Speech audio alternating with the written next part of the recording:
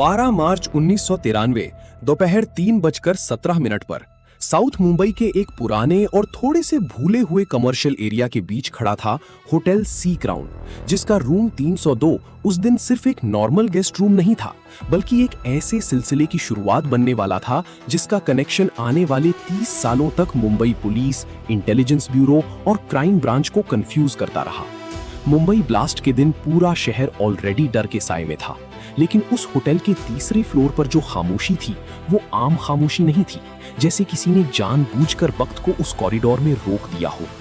Blast के कुछ घंटों बाद जब पुलिस टीम्स अलग-अलग जगहों पर रिकवरी ऑपरेशन चला रही थी, तब एक छोटी सी अनोनिमस टिप क्राइम ब्रांच के कंट्रोल रूम तक पहुंची, जिसमें सिर्फ एक लाइन लिखी थी कि सी क्राउन के रूम 302 को तुरंत चेक किया जाए।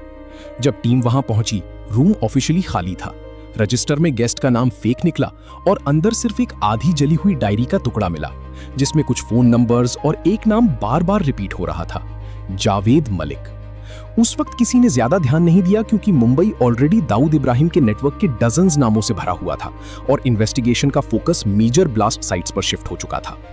7 साल बाद 18 मार्च 2000 की रात 12:15 बजे वही रूम 302 फिर से पुलिस रिकॉर्ड्स में एंटर हुआ, जब एक बिजनेसमैन की लाश उस रूम के बाथरूम के अंदर लॉक्ड पोजीशन में मिली। और सबसे अजीब बात यह थी कि होटल के सीसीटीवी कैमरास उस रात एग्जैक्टली 47 मिनट्स के लिए बंद हो गए थे।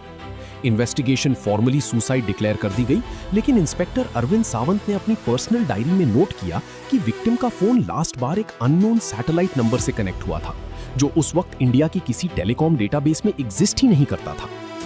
2007 में जब एग्जैक्टली फिर से मार्च का महीना आया, तब होटल मैनेजमेंट ने क्वाइटली रूम 302 को रेनोवेट करने का डिसीजन लिया था,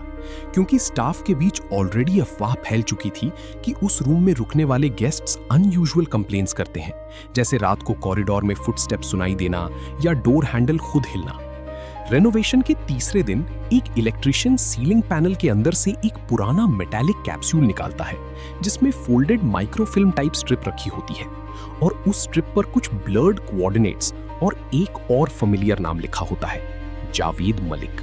इंस्पेक्टर अरविंद सावंत को जब ये इंफॉर्मेशन मिली, तब तक वो क्राइम ब्रांच के सबसे एक्सपीरियंस्ड ऑफिसर्स में से एक बन चुके थे, और उन्होंने क्वाइटली सी क्राउन के पुराने ब्लास्ट ईयर रिकॉर्ड्स दोबारा खोलने शुरू किए।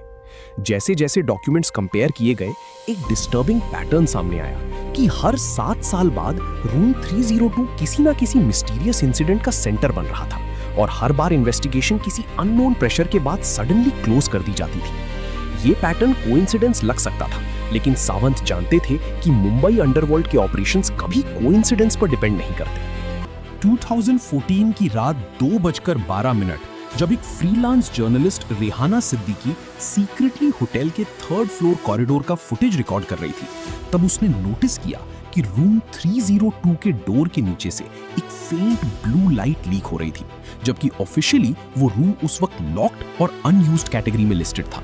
रेहाना ने जब अपनी इन्वेस्टिगेशन डीपर की, तब उसे एक रिटायर्ड इंटेलिजेंस कॉन्टैक्ट से पता चला कि 1993 ब्लास्ट के कुछ दिन पहले एक अननोन कुरियर एग्जैक्टली इसी रूम में डिलीवर हुआ था, जिसका कनेक्शन दाऊद इब्राहिम के दुबई नेटवर्क से सस्पेक्ट किया गया था, लेकिन फाइल को नेशनल सिक्योरिटी रीजन के नाम पर सील कर दिया गया था।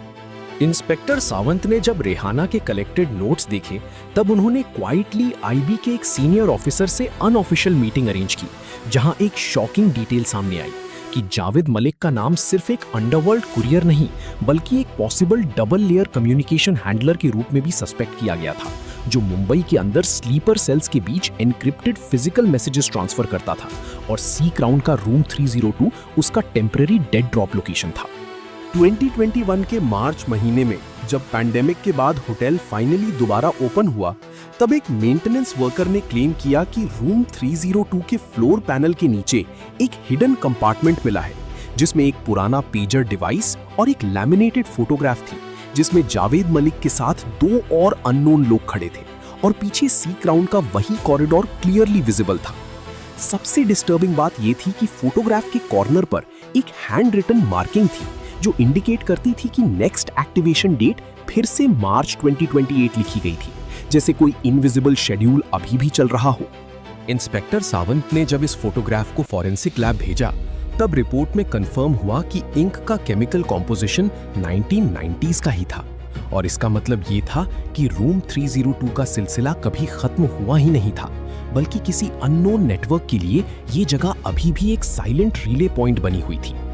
उस रात सावंत ने सी ग्राउंड के कॉरिडोर में खड़े होकर रूम 302 के लॉक्ड डोर को देखा और उन्हें पहली बार महसूस हुआ कि शायद मुंबई ब्लास्ट के कुछ राज अभी भी ऑफिशियली बंद फाइल्स के अंदर नहीं, बल्कि इसी एक कमरे के अंदर जिंदा पड़े हैं और उनका कनेक्शन शायद अभी तक खत्म नहीं हुआ।